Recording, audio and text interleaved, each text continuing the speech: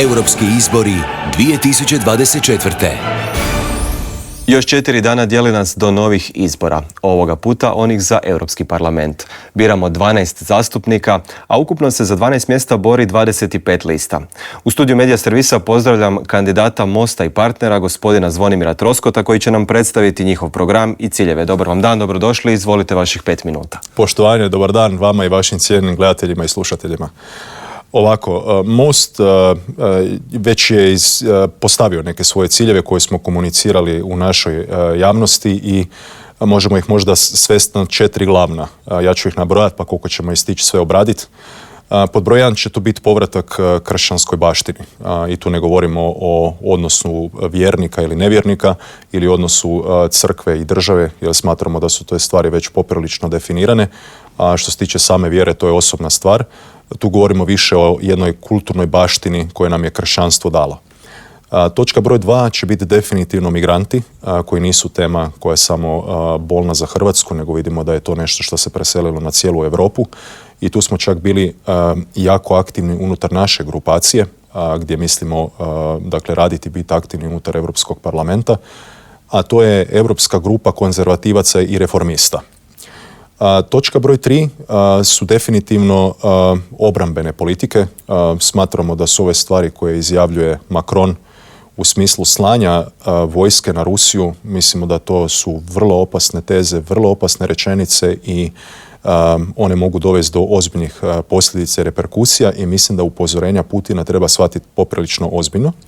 I 4 su određene ekonomske politike. Dakle, krenimo redom. Što se tiče kršćanske baštine, dakle, ono što smo dotaknuli, dakle, riječ je o jednom kulturnom povratku svom identitetu, jer smatramo da bi trebalo postaviti jedan vrijednosni okvir, dakle, područje na koje mi trebamo živjeti. Najbolji primjer tome je, recimo, Singapur, gdje sam živio svojevremeno.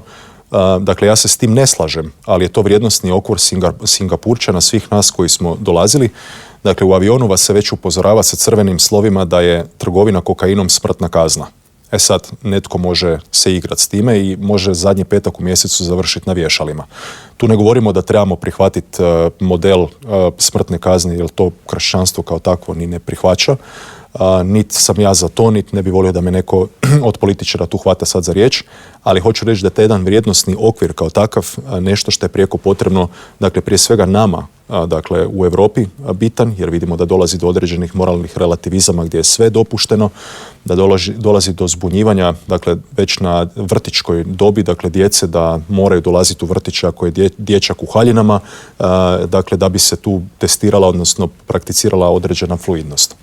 Dakle, tu smatramo da je to prijeko potrebno i tu smo išli sa jednom inicijativom, dakle, stvarno vraćanja kršćanskoj baštini, koja je, dakle, na neki način okupila i jednu grčku filozofiju, rimsko pravo i na neki način to sve povezala.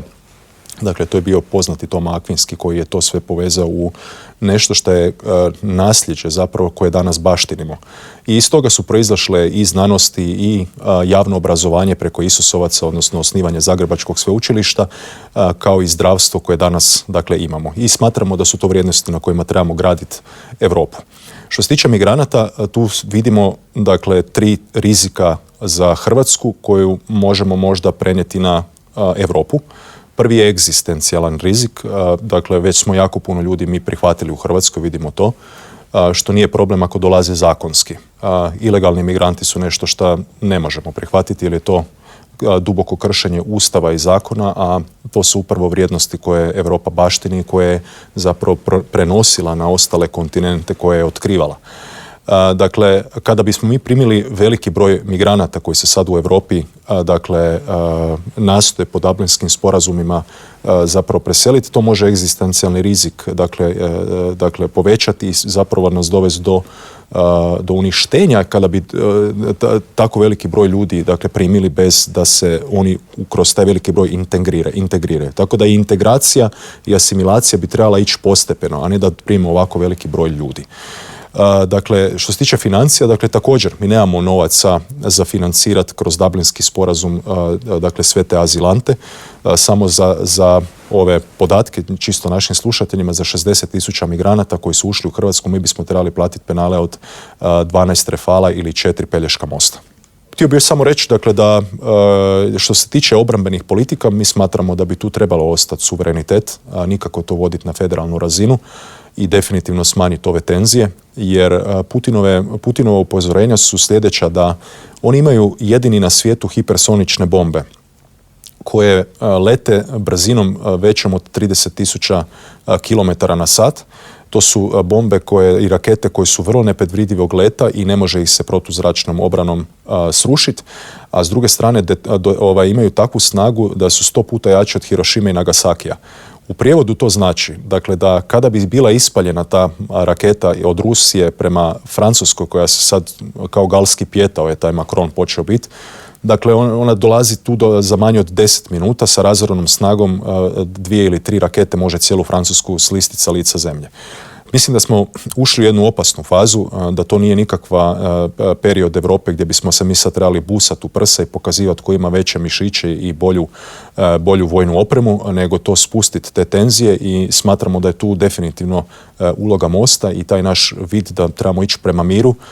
Dakle, spustiti te tenzije i definitivno napraviti što je god moguće, dakle i našim malim doprinosom, jer nismo mi velika zemlja, dakle da ne dođe do trećeg svjetskog rata, za koji mnogi stručnjaci već govore da je tu. Gospodine Troskot, hvala vam puno na vašem vremenu. Hvala i vama, cijenjeni slušatelji i gledatelji. Ovo, kao i sva ostala predstavljanja uoči europskih izbora, možete pronaći na našem YouTube kanalu i društvenim mrežama Medija servisa. Europski izbori 2024.